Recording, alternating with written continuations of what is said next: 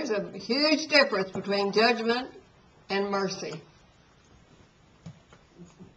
We found out by studying the Old Covenant that judgment usually comes from only studying the Old Covenant. But if you study God's New Covenant with people, the covenant of Jesus Christ and the Holy Spirit, we find out that mercy is replaced. Mercy replaces judgment. And people only saw that when Jesus himself demonstrated it when he walked the earth. And in February of 1998, God began to teach me about mercy, the mercy of God. When Jesus, while in the company of religious leaders, said, "Let him who is without sin cast the first stone," he gave the most elaborate teaching in his entire life on the principle of mercy replacing judgment. According to the law, the adulterer at the time, who had been caught disobeying the law, was committing adultery with many men, and she was due death by stoning, according to religious law.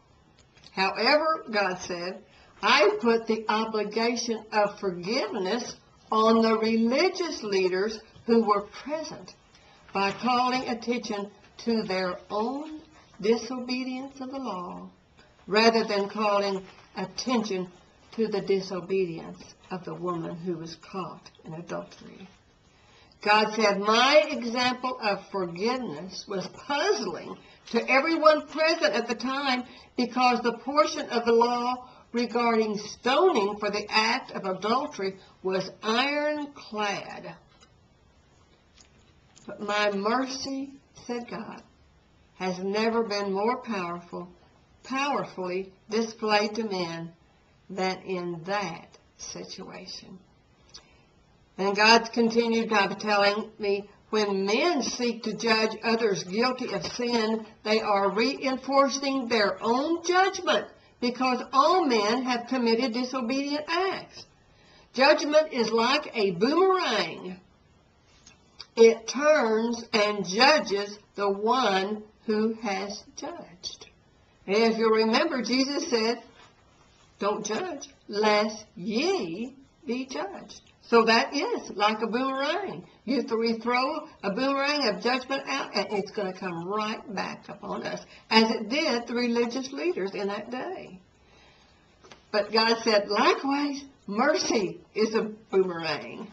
Isn't that great? Mercy is a boomerang. It turns and brings mercy back to the one who is merciful.